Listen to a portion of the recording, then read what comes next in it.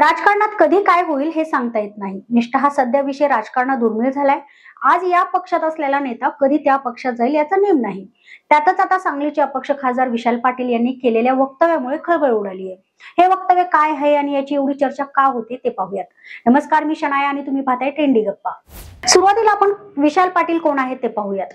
विशाल पाटील म्हणजे सांगलीचे 4 वेळा खासदार राहिलेले प्रकाश बापू पाटील यांचे छोटे चिरंजीव आणि महाराष्ट्रातील सहकार क्षेत्रातील मोठं नाव आणि राज्याचे 4 वेळा मुख्यमंत्री राहिलेले वसंतदादा पाटील यांचे नातू। विशाल पाटलांचे मोठे बंधू प्रतीक पाटील हे सुद्धा 2 वेळा खासदार आणि केंद्रात मंत्री राहिलेत। त्यामुळे राजकारणाचं बाळकडू त्यांना घरातनच मिळालंय। सांगलीत वसंतदादा पाटलांच्या घराण्याचा राजकीय वारसा कायम ठेवण्यासाठी विशाल पाटील राजकारणात उतरलेत। विशाल पाटलांनी सगळ्यात आधी 2010 साली जिल्हा मध्यवर्ती सहकारी बँकेची निवडणूक लढवत राजकारणात एंट्री केली। पण या निवडणुकीत माजी मंत्री मदन पाटील जे विशाल पाटलांचे चुलत बंधू आहेत, त्यांच्या गटाचे सिकंदर जमादार यांनी विशाल यांचा अवघ्या 2 मतांनी पराभव केला। पण या पराभवानंतर जिथे एकीकडे बंधू प्रतीक पाटील यांनी काँग्रेस सोडली, तिथे सांगलीत काँग्रेसला उभारी मिळवून देण्यासाठी विशाल पाटलांनी काम करायला सुरुवात केली। विशाल पाटलांनी जिल्ह्यात काँग्रेस नेत्यांना पुन्हा एकत्र करून स्वतःचा गट वाढवला आणि त्यातूनच 2015 मध्ये ते पुन्हा जिल्हा बँकेची निवडणूक लढवत मदन पाटलांचा पराभव करून 2010 चा त्यांनी बदला घेतला। त्यानंतर 2021 मध्ये तर जिल्हा बँकेची निवडणूक एकतर्फी जिंकली। लोकसभा निवडणुकीत सांगली मतदारसंघात काँग्रेसमधून बंडखोरी केलेले अपक्ष उमेदवार विशाल पाटील यांनी विजय मिळवला होता। विशाल पाटील यांचं कोणतं वक्तव्य सध्या चर्चेत आहे? आपल्याला पण मंत्रीपद मिळावं, मी काँग्रेस सोबत नाही पण भविष्यात कुठल्या तरी पक्षात नक्की जाणार आहे। त्यांनी केलेल्या या विधानाला अधिक राजकीय वजन प्राप्त झालंय। या विधानाने अनेकांच्या भुवया देखील उंचावल्यात। शिवाय ते कोणत्या पक्षात जाणार याची चर्चा सध्या मतदारसंघात सुरू झाली आहे। महाराष्ट्र राज्य पत्रकार संघाच्या कार्यक्रमात ते बोलत होते। यावेळी ग्रामविकास मंत्री जयकुमार गोरे हेही उपस्थित होते। यावेळी बोलताना पाटील म्हणालेत की हा योगायोग आहे, मी पण पहिल्यांदा अपक्ष खासदार म्हणून निवडून आलो आहे। जयकुमार गोरेही अपक्ष म्हणूनच आमदार झाले, पुढे ते मंत्री झाले, ते अपक्ष न राहता ते भाजपमध्ये गेले आणि ते मंत्री झालं, असं सूचक वक्तव्य खासदार पाटील यांनी केलंय। तर विशाल पाटलांची भूमिका का बदलली ते पाहूयात।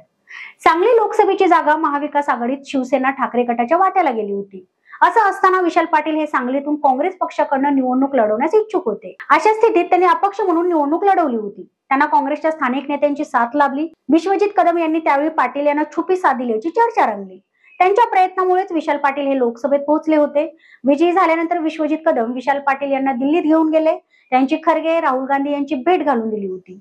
शिवाय पाटील यांनी काँग्रेसलाही पाठिंबा जाहीर केला होता। आता मात्र पाटील यांची भूमिका बदलली आहे का, असा प्रश्न सध्या उपस्थित होतोय। विशाल पाटील भाजपच्या वाटेवर आहेत का? तर राज्याचे मंत्री आणि भाजपचे ज्येष्ठ नेते चंद्रकांत पाटील यांनी खासदार विशाल पाटील यांना थेट ऑफर दिली आहे। ही ऑफर त्यांनी जाहीर पत्रकार परिषदेत दिली आहे। राजकारणामध्ये नेहमी वर्तमानावर चालावं लागतं। वर्तमानामध्ये विशाल पाटील यांच्याकडे 4 वर्ष 4 महिने आहेत। जिल्ह्याच्या विकासासाठी विशाल पाटील यांनी याचा विचार करावा। ते आमच्या बरोबर आल्यास त्यांना अपेक्षित असलेला सांगलीचा विकास नक्की होईल, त्यामुळे त्यांनी निर्णय घ्यावा, असं आवाहन देखील चंद्रकांत पाटील यांनी पत्रकार परिषदेत केलं आहे।